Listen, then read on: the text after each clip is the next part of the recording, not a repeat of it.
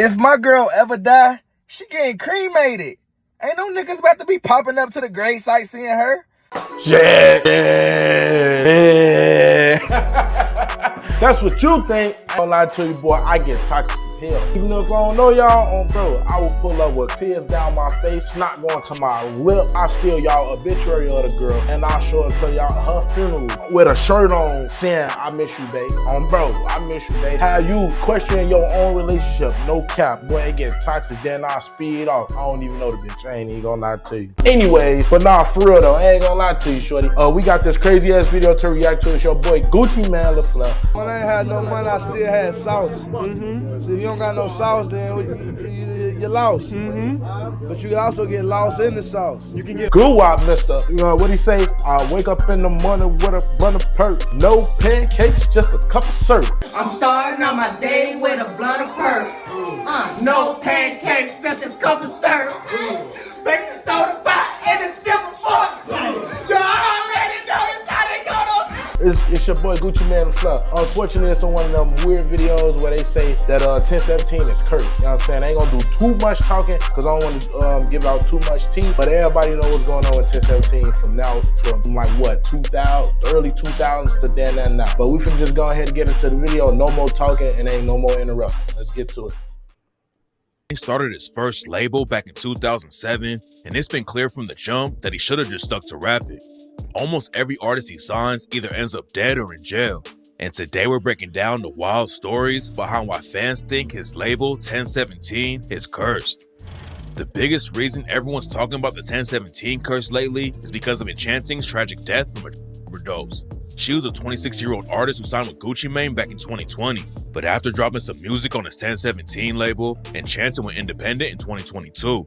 Apparently, Enchanting had been fighting drug addiction for a while, and a few days before she passed away, she went to her friend's house to try to kick the addiction. Unfortunately, it didn't work out though, and on June 10th, Enchanting was rushed to the hospital because she had a heart attack caused by a drug overdose. She tragically died the next day, and Gucci hopped on social media to give his respects. But as soon as the news broke, people started talking about the 1017 curse and how Gucci's artists always end up dead or in jail. Gucci's wife, Keisha Kayor, jumped in to defend him, but there's a good reason why fans think something is wrong with Gucci's label. Back in 2007, Gucci started his first label, So YC Entertainment. Back then, Gucci didn't sign a lot of artists and was pretty much dropping his own mixtapes through the label, but he did start working with Frenchie, Waka Flocka Flame, and some producers like DJ Drama. Gucci was working with a company called Mizé Entertainment to help him run the So Icy label, and after a few years, Gucci closed the label because Mizé Entertainment was allegedly acting shady. According to reports, they were selling Gucci's verses and booking him on shows he never agreed to, so Gucci dropped them and moved on. The first label didn't work out, but that didn't stop Gucci from trying again. In 2010, he started 1017 Brick Squad and signed artists like Waka Flocka Flame, OJ the Juice Man, and Slim Dunkin. Gucci and Waka Flocka Flame were linking up and dropping some of the hottest trap music in the game. But it all fell apart when Gucci started beefing with Waka's mom. Waka's mom, Deborah, used to be Gucci's manager, but there were some money issues behind the scenes, and Gucci claimed that Deborah was stealing money from OJ the Juice Man and Frenchie. 1017 Brick Squad ended up falling apart over the situation, but the money drama wasn't the only issue the label had. Back in 2011, Slim Dunkin was at a studio in Atlanta getting ready to shoot a music video for Gucci Mane's track, Push Ups. Another rapper named Young Vito was at the studio that day, and something sparked a beef between him and Slim Dunkin. It's not clear exactly what happened next, but at some point, Young Vito upped his strap and tragically killed Slim Dunkin. Young Vito skated on the murder charge, but he was convicted of aggravated assault and possession of a firearm and got hit with a 25-year sentence.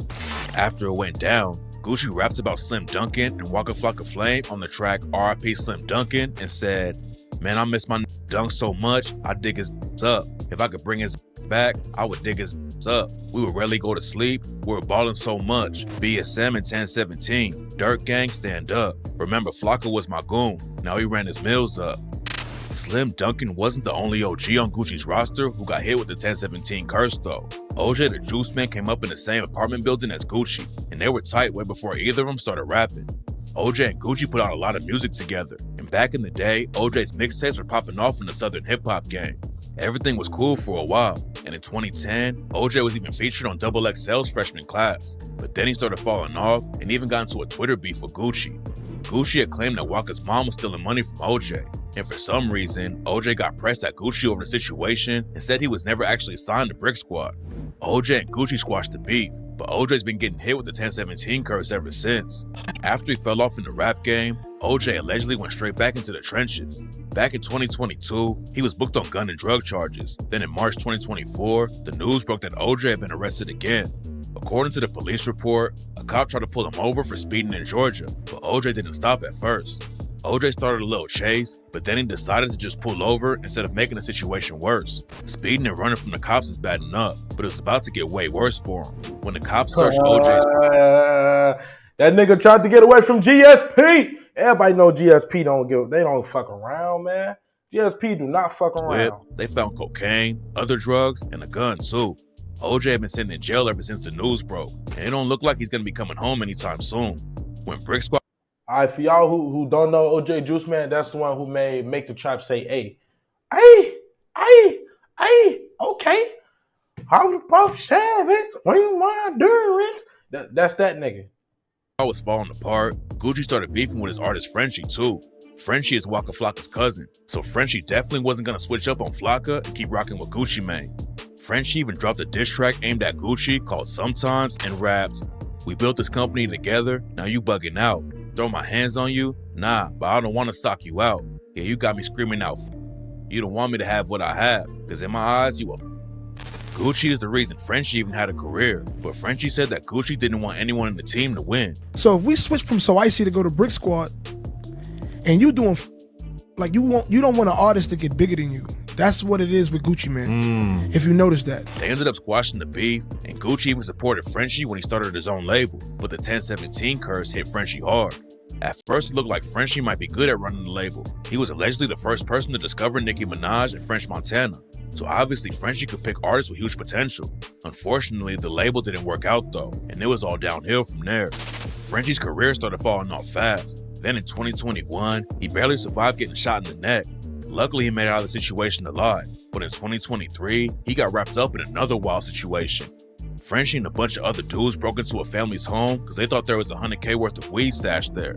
They raided the place and even pistol whipped an autistic teenager who lived there. But it turns out, there wasn't even any weed in the crib. Frenchie was allegedly in the house when it went down and drove the getaway car too. And in 2023, he got hit with a 12-year sentence over the situation. Gucci ended up catching a gun case in 2013 and was locked up for a couple of years. But when he came back home, he announced that he was starting a new label, 1017 Eskimo Records. Gucci signed artists like Rollo, Asian Doll, and Hood Rich Pablo Juan, and at first it looked like he had everything figured out. Rollo was the first one to sign on the new label. Rollo linked up with Gucci in the club, and Gucci wanted to know if Rollo had to deal with anybody.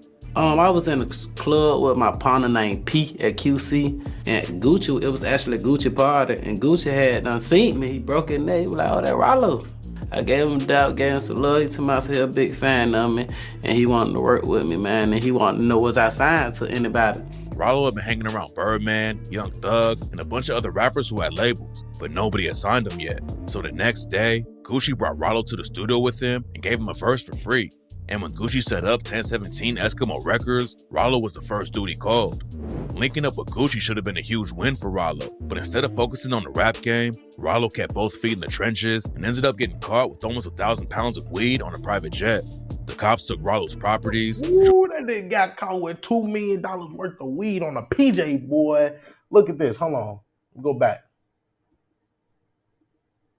Bro, Sensei Rollo flew as much as $2 million in weed to Georgia. God damn, boy. You know what I'd be doing if I had $2 million worth of weed? Not doing these videos. But now I'm just playing with y'all. Nah, I'm fucking with y'all. But $2 million worth of weed on a PJ? Man, I remember then they got locked up. Then he was one of the first niggas to have a Hellcat and Lambo. Bro, what the fuck? The cops took Rollo's properties, jewelry, and pretty much everything else from him. Getting caught still didn't slow down his hustle though, and Rollo got caught trying to make drug deals from behind bars and ended up getting hit with an 8-year sentence in 2022. While Rollo was locked up, his family tagged Gucci on social media and asked him for support. They said Rollo didn't want any money or anything like that, he just wanted Gucci to shout him out. It turns out that Rollo had already left 1017 Eskimo by the time he got caught though. Gucci Mane did an interview with Charlemagne the God and revealed that Rollo left the label and gave back all the money Gucci had given him. We had parted ways on the music side. So he started doing music. He wanted to do his own music. And he actually gave me the money back for the deal he got before he got. Wow. That was crazy. Like, he was like, he do it on his own, which I had to respect that. So we had already parted ways business-wise, but it's still my dog. Back in 2021, Rollo hopped on social media and said he's not signed to 1017, but he still considers them all family. Rollo got hit with the 1017 curse, and the same thing happened to hood rich Pablo Juan. Pablo signed the 1017 Eskimo right after Rollo did. Well, I'll stop it down. I'll take up for Rollo. I don't think he got hit with the 1017 curse. I think he got hit with the going to jail curse and then not coming home to people who was originally listening to him before he got locked up, still waiting on him.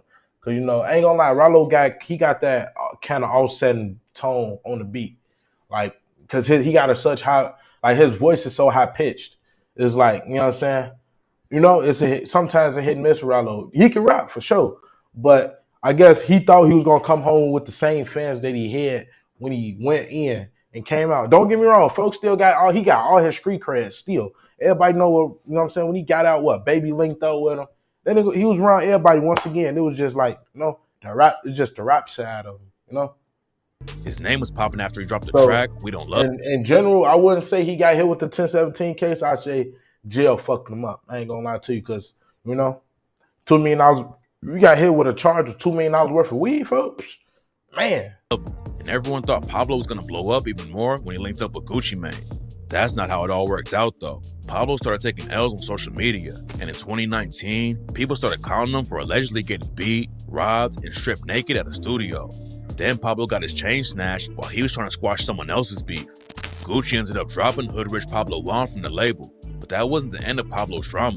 In October 2020, he got hit with a RICO case, and the cops were claiming he was a member of the Rolling 20s neighborhood Bloods. The cops started investigating him back in 2019, then named hood rich Pablo Juan and 45 other alleged Bloods in the indictment. Gang, I'm telling you how the feds be watching, for. The feds be quick as hell to hit you with a RICO, gang. Bro, if you claiming something before you get on, as soon as you get on, and then you keep going to get bigger and bigger and bigger, and they notice you say anything gang related in your verses or something, they're gonna smack you with a RICO, bro. They're gonna smack you with a RICO. If you seen that 2024 RICO list, hey, some of y'all rappers need to be careful, man. Be safe and stay dangerous.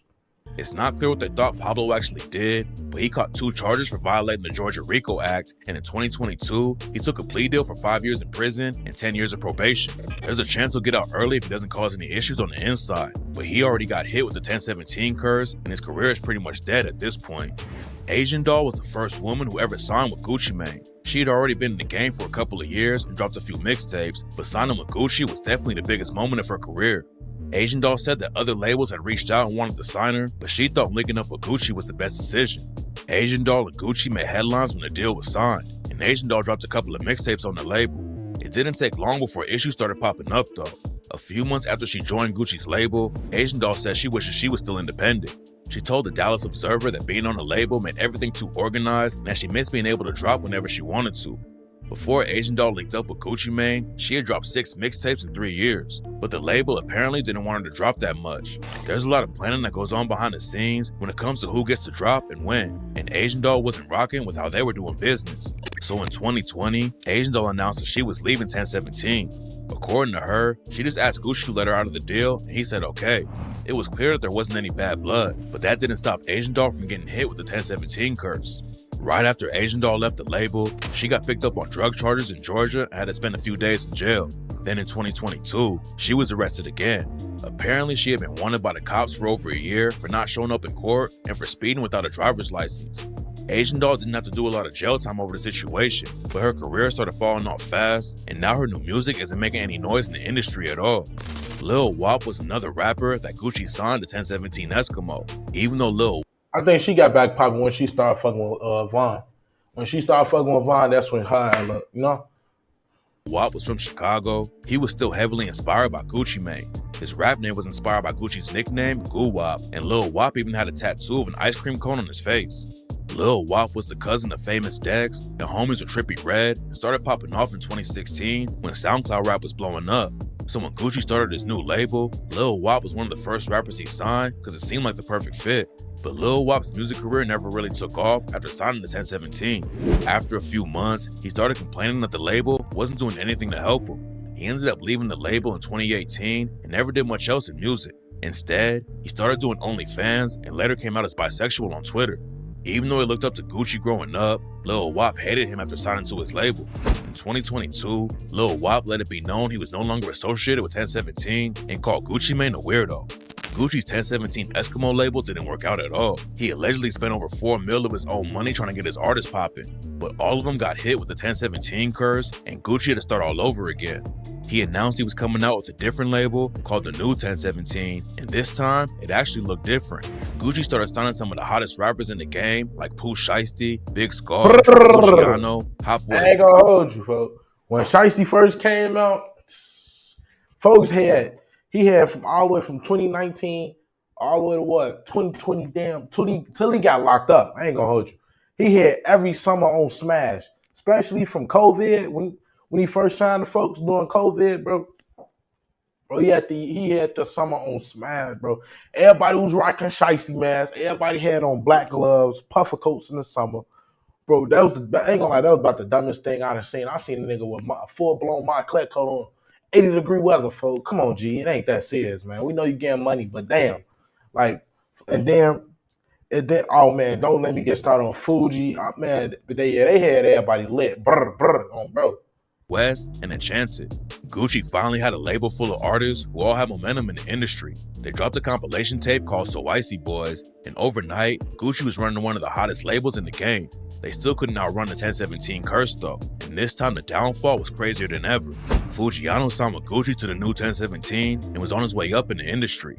He came up in the trenches and had served time on burglary and robbery charges, but it looked like he had switched up how he was moving and was ready to take rapping seriously. But just a few months after he linked up with Gucci, Fujiano was involved with a wild shootout at a club during one of his shows. It's not clear how everything went down, but Fujiano's ops allegedly showed up during the set and started causing issues. Then both sides upped their straps and started letting off shots while fans ran for cover.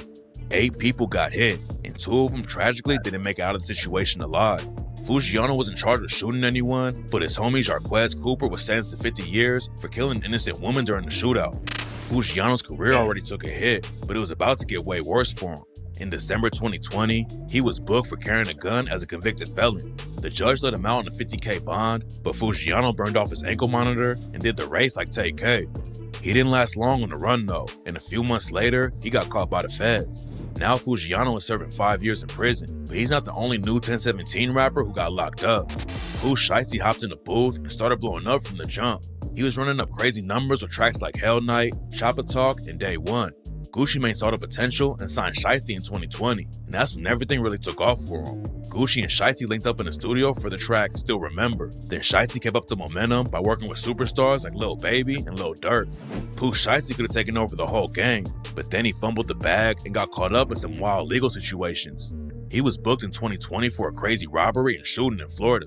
Shiesty and his homies pulled up to a hotel parking lot to buy drugs and sneakers from 2 dudes, but then Shiesty pulled out a Draco and shot one of them. Shiesty had plenty of money to buy whatever drugs and shoes he wanted, but for some reason, he decided to rob the dudes instead. And what makes the situation even crazier is that it went down right across the street from a police station. Shiesty bonded out for the robbery. Then a few months later, he was arrested again for allegedly upping his strap at a strip club and hitting a security guard.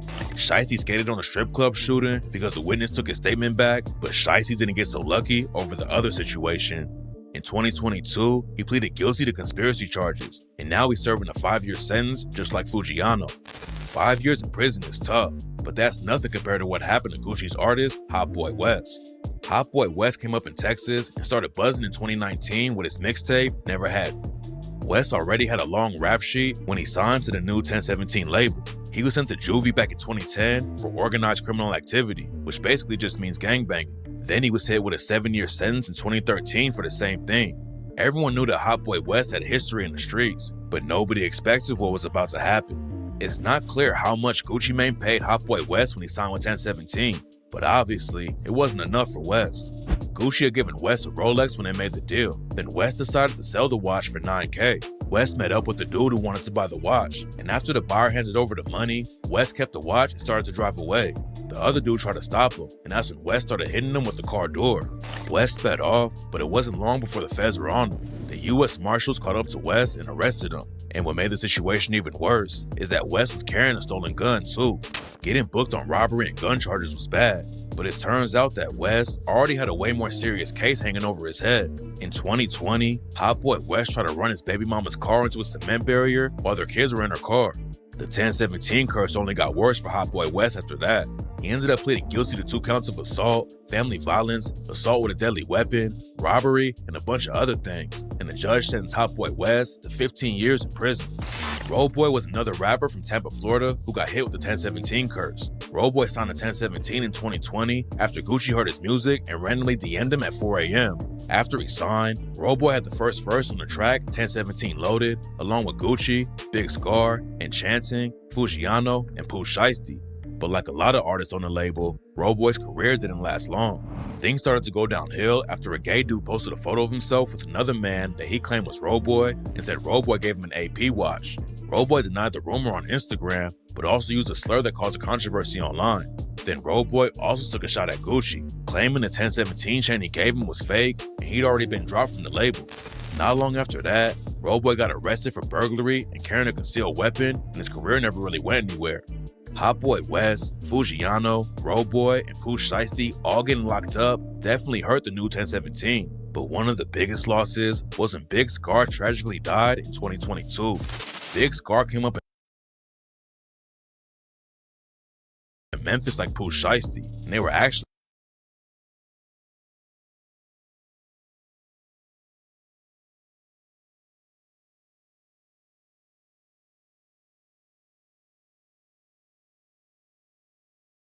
blood cousins. Scar dropped his first track in 2019, and a year later, actually blood cousins.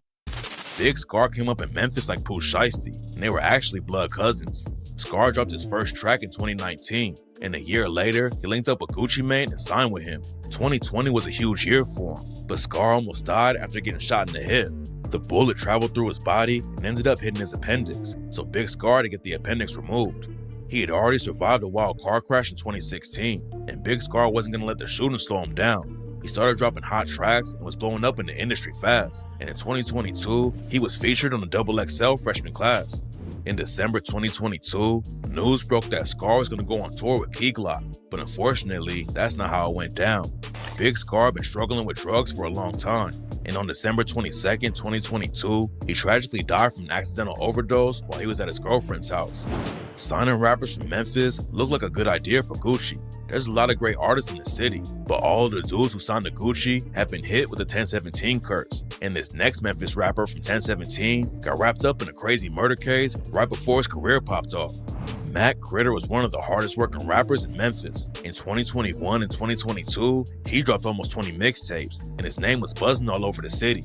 He linked up with Gucci Mane in October 2022 and had the chance to blow up, but instead, he allegedly kept both feet in the trenches and caught a body just a couple months later. In December 2022, a dude named Markeith Taylor was killed in an empty parking lot in Memphis.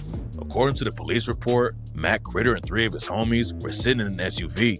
They told Markeith Taylor to get out of his car and come over to him, and that's when they upped their straps and started letting off shots.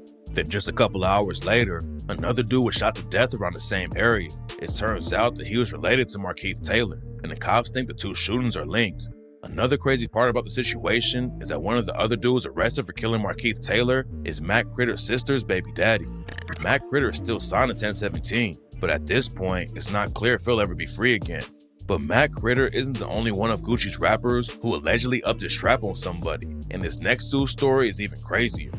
Kato 2 Times is another Memphis rapper who linked up with Gucci and signed to the new 1017 label. Before he hopped in the booth, Kato 2 Times was allegedly heavy in the streets and repped a crew called Rich and Ruthless, aka Double R.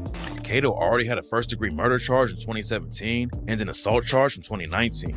But when he signed with Gucci, it seemed like he was ready to turn it all around. But right after he signed the contract, Kato got booked for allegedly shooting his own brother at a Lil Baby concert. In September 2023, Lil Baby was doing a show at the FedEx Forum in Memphis. It's not clear what actually went down, but after Lil Baby took the stage, somebody started letting off shots and the show got cut short. The dude who got hit was a rapper named CEO Jizzle. According to reports, Kato and Jizzle were standing beside each other when the shots started going off, and the cops think Kato was the one who hit Jizzle. If Kato did shoot Jizzle, it was probably an accident though. They're allegedly blood brothers, and they've been making music together for years. Rumors say that Kato was trying to shoot an op, and Jizzle just got caught by a stray bullet, but right now, nobody knows what really happened. When the cops found Kato 2 times and arrested him, they found out that he was already on bond for 3 different felony cases, including the murder charge back in 2017. Just like Matt Critter, Kato 2 times is still on 1017, but it's gonna be a long time before he can start putting on for the label again. If you're a rapper from Memphis, it's clear that you should sign with pretty much anyone besides Gucci Mane, because in 2024, his artist FTO Set was arrested too. FTO Set was still in the Memphis trenches when Gucci reached out to him. Gucci told Set that he saw the potential he had and wanted to get him out of the streets. I called him, he like, Gucci on the phone. Like, Gucci like, hey, what's up? I'm like, what's up, Wop?